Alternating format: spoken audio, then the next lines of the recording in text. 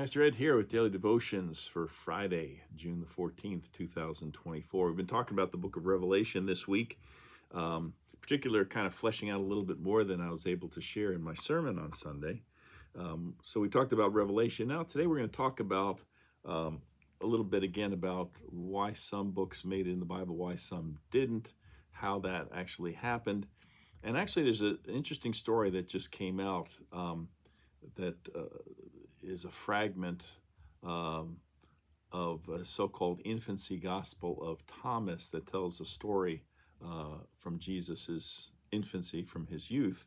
We're going to talk about that tomorrow to kind of wrap things up. But first we're going to spend a little bit of time thinking about who decided which books of the Bible made the final cut. And here I'm indebted to an article that was written by a fellow by the name of Dave Roos, who is a journalist and podcaster with a degree in comparative religious studies from Duke. And he points out that in the best-selling novel, The Da Vinci Code, author Dan Brown wrote that the Bible was assembled during the famous Council of Nicaea in 325 CE, or the Common Era, when Emperor Constantine and church authorities purportedly banned problematic books that didn't conform to their quote-unquote secret agenda. Except that's not how it really went. The Da Vinci Code was fiction, but Brown, though, wasn't the first to credit the Council of Nicaea, which deciding which books of the Bible made it. Voltaire, writing in the 18th century, revealed a centuries-old myth that the Bible was canonized in Nicaea by placing all the known books on the table, saying a prayer, and then seeing which illegitimate texts fell to the floor. So who did choose the books? Well, the truth of the matter is there was no single church authority or council that was convened to rubber stamp the biblical canon. Again, the official list of books in the Bible. Remember, canon comes from the word for measuring stick. Not at Nicaea, not anywhere else in antiquity, as explained by Jason Combs, an assistant professor at Brigham Young University who specializes in ancient Christianity. Combs says, Dan Brown did us all a disservice. We don't have evidence that any group of Christians got together and said, let's hash this out once and for all.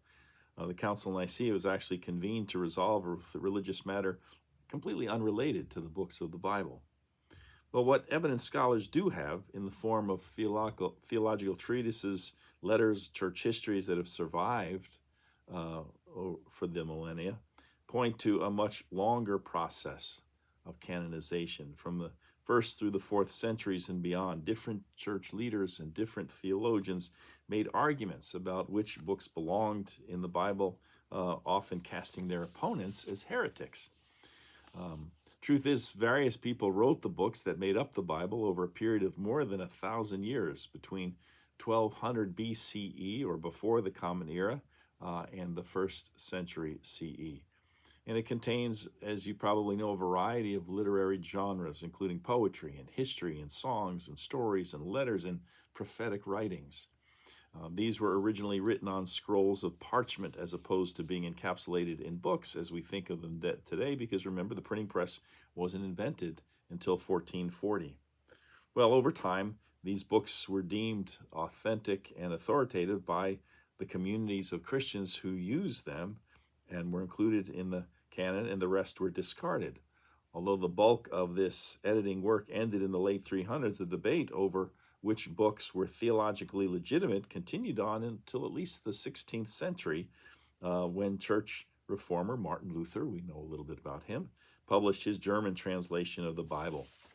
Luther, you may have heard this, had issues with the book of James, which emphasized, he thought, the role of works as alongside faith. So he stuck James and Hebrews in the back of his Bible alongside Jude and Revelation, which he also thought were questionable. Combs says that in Luther's original Bible, these 4 books don't even appear in the table of contents.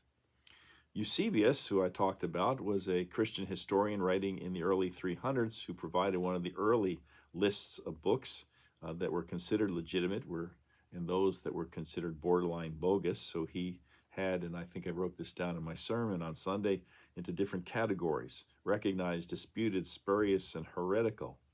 Again, among the recognized were the 4 Gospels and Acts and Paul's epistles, and under disputed he included James and Jude, the same books that Luther didn't like, by the way, plus a few others that are now considered part of the canon, 2 Peter and 2nd and 3rd John. And then he used the term spurious or heretical categories to give us a glimpse into just how many other texts were in circulation in the 2nd and 3rd centuries. So, for instance, have you ever heard of the Apocalypse of Peter, or the Epistle of Barnabas, or the Gospel of Thomas? Apparently, there were hundreds of these found in the New Testament and Old Testament that didn't make it into the canon, the final official list of the Bible, books of the Bible.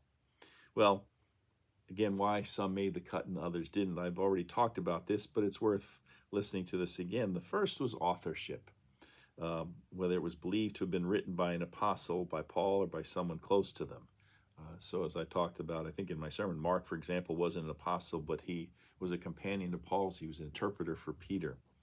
The second criterion was antiquity. In other words, the older texts took priority over newer ones. We'll keep that in mind for tomorrow.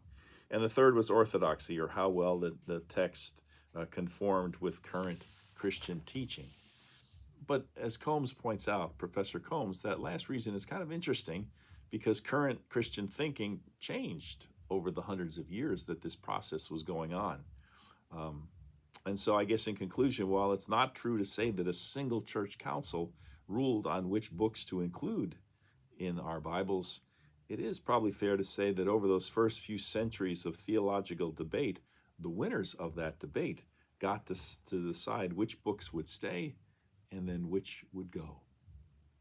Well, I wasn't anticipating this when I started out this week, but there's an article that just came out in the Washington Post talking about a little piece of a fragment of a papyrus from the supposed infancy Gospel of Thomas, which is different than the Gospel of Thomas, although perhaps somewhat related, and purports to tell a story of Jesus's youth, one of a number of kind of odd stories that I'll share a little bit about tomorrow. So it's a good example of taking something that's out there, definitely not part of the Bible, but they found this old manuscript and they're thinking, oh wow, this is going to shed a lot of light, but it's from something that never made it into the Bible. And when you hear a little bit more about it, you'll kind of understand why.